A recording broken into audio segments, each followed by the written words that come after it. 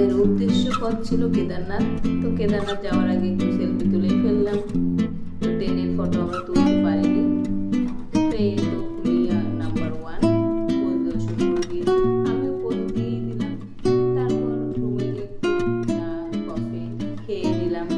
চা কফি খেতে খেতে একটু সেলফিটা তো হবেই, অবভিয়াসলি হবেই, কেন হবে না। তারপর নাস্তা করে ফেললাম, নাস্তাটা বেস্ট ছিল।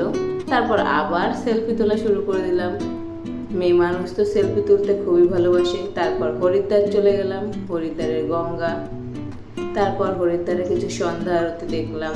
দেখার পরে তো ভালোই লাগলো, মানে কি বলার, মানে প্রকাশ করার কিছু নেই। ভিডিওতে দেখে এইসব কোনো কিছু বোঝা যাবে না, যদি সামনাসামনি না গিয়ে উপভোগ করা যায়। দেখলাম সন্ধ্যা আরতিটা সন্ধ্যাবেলা দিকে গেলে অবভিয়াসলি সবার ভালো লাগবে। ওপরে একটা ব্রিজ আছে, ব্রিজটা নাম আমি ঠিক বলতে পারছি না, আমি জানি না।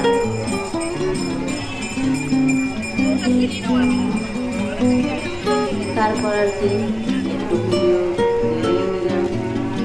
তারপর আবার মন্দিরটা, মন্দিরে সবাই পুজো দিচ্ছিল। আর এনারা কি বলবে কি বলবে পোজ দিচ্ছে, আমিও একটু দিয়ে দিলাম। ভিডিও করছিলাম তখন ফটো ওঠেনি, এখন উঠলো। আবার রুমে ফাইনালি এত কিছু পরে মোমোটা ডিসাইড করলো যে মোমো খাবে। এখানে যাও না কেন, এখানে অবভিয়াসলি ভেজ মোমোটা ট্রাই করো। মোমোটা ডাকছে অনেকক্ষণ ধরে, কিছু বলার নেই। মোমোটা ডাকছে অনেকক্ষণ ধরে, পেটে যাবে। আবার চলে আসি, আবার সেলফি তুলে চলে গেলাম আমরা লাঞ্চের টাইমে। লাঞ্চটা হচ্ছে বাসে ওঠার পরে।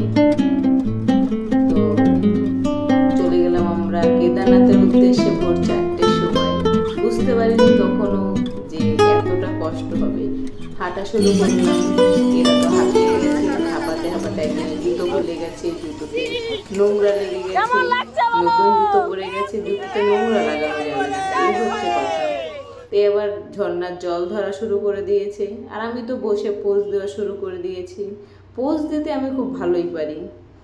তো আমাদের সাথে কেউই যায়নি, আমরা 4 জন। ফোনটা একদিকে সেট করে শুরু করে দিলাম ফটো। আর এখানে যখন তখন বৃষ্টি নামা শুরু হয়ে যায়। অবশেষে আমরা বাবার দর্শন পেলাম। আর এটা হচ্ছে পোজ যাকে বলে। তো শুরু হয়ে গেছে এদের আবার পোজ।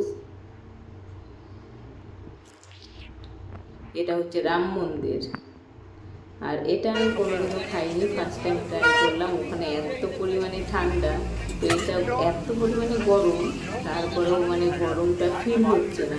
ঠান্ডাটা মানে এত পরিমাণে ঠান্ডা, গরম কিছু মনেই হচ্ছে না, মানে ঢকঢক করে খেয়ে নিতে পারা যায় 7-আপের মতো।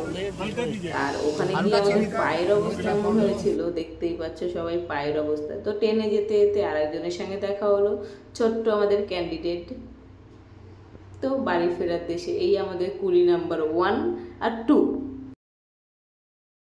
আমাদের ভিডিও ভালো লাগলে অবশ্যই শেয়ার অ্যান্ড সাবস্ক্রাইব করে দিও প্লিজ।